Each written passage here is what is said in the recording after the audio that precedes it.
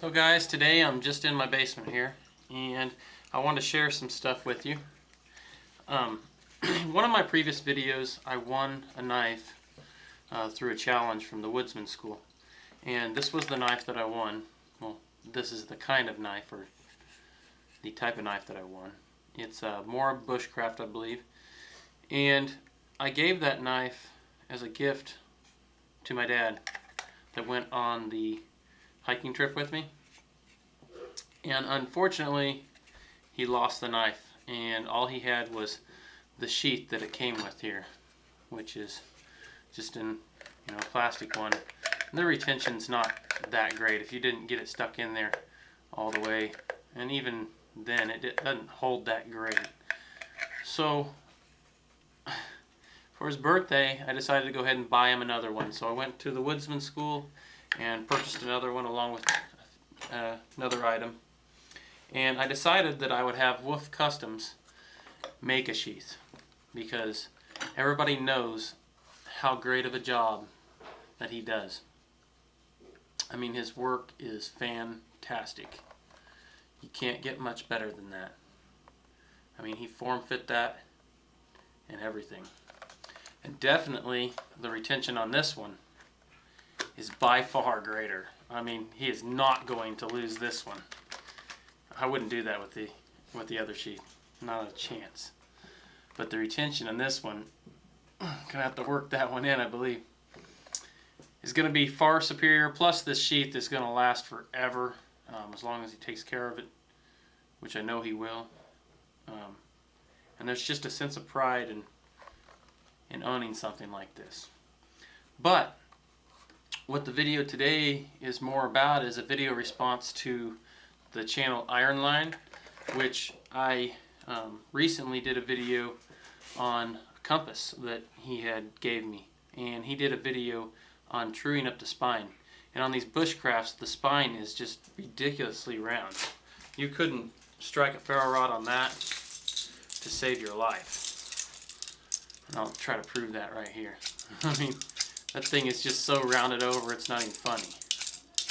So what I'm going to do is I'm going to try to true the spine up a little bit more, put a 90-degree edge on it per se, and show you how he showed me. So you guys can go over and check out his channel, but which I'm sure you already did, but I'll go ahead and show you what he showed me, just because I thought it was kind of neat how he did it.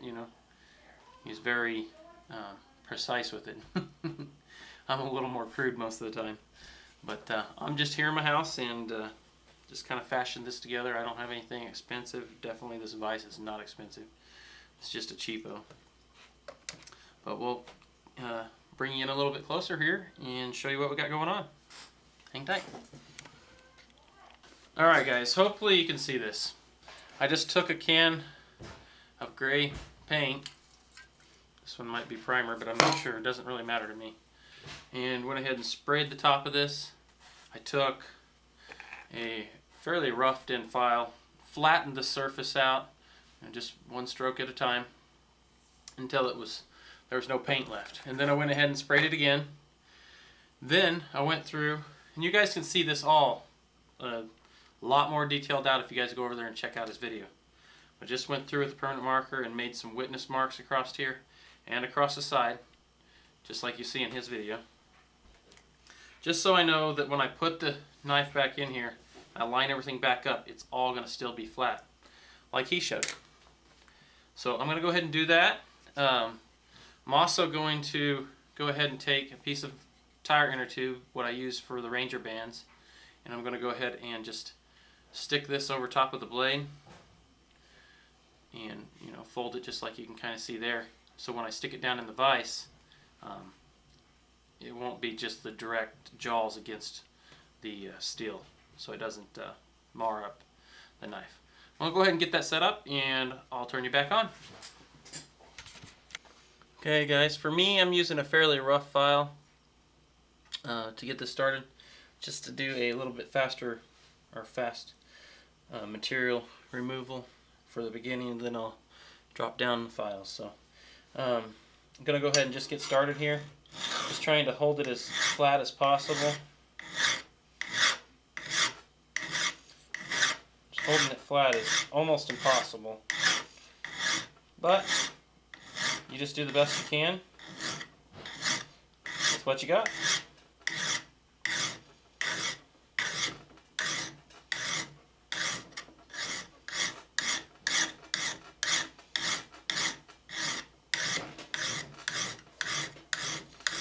So I'm going to go ahead and get this file down. I'll get right back with you. And then we'll move on to the next file so you can kind of see what it looks like. So I realized the lighting's not the best down here, but hopefully you can see that I've got it filed all the way across.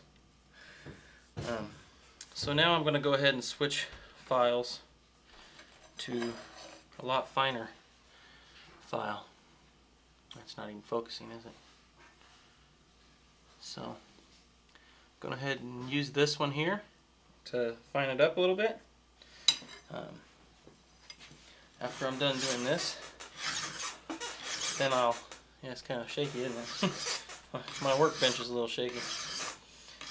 But after I'm done doing this, I may just go ahead and grab a stone that I have upstairs and hit this with that stone like he did. I want this to be perfect for him, or at least closer. So I'll get this done and I'll get back with you. Okay guys, it's not perfect, but pretty close. I'm going to go ahead and grab a stone and hit that a little bit with a stone. I'll be right back. Okay guys, I'm going to use this diamond stone. This is 325 grit here. And this is, I think, a Smith's or something. Go ahead and put a little bit of water on it. This knife here is a stainless knife. Hopefully this won't ruin too much of it. Shaky table syndrome, I guess. I'm going to go ahead and sit here and do this for a little while. Then I'll switch down the grit.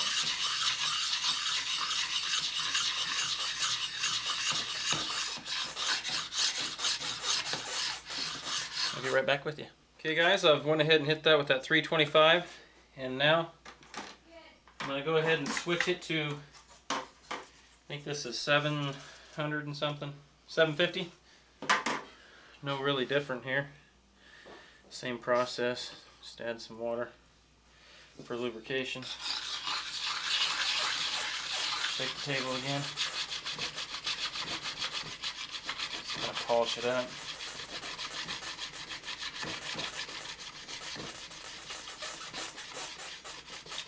Be right back. Alright guys, I think that's going to do it as far as trying to flatten the spine. We'll go ahead and pull this out of the vise and get right back with you. Alright guys, here's the time for the test here. See if it does any better. Way better. Considering it wasn't throwing anything before. Yeah, big improvement. I just love doing that anyway, don't you? Yeah.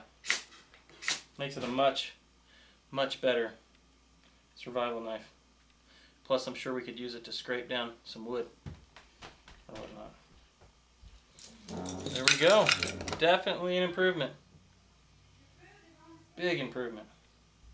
Well, thanks, guys. I'm going to take the sheath, go ahead and rub it down with some more. Justin suggested this to me, this Overnoff's heavy duty leather protector. He already put it on there, but I just want to make sure I get another coat on it before I give it to him. Thanks for watching, guys. Appreciate it.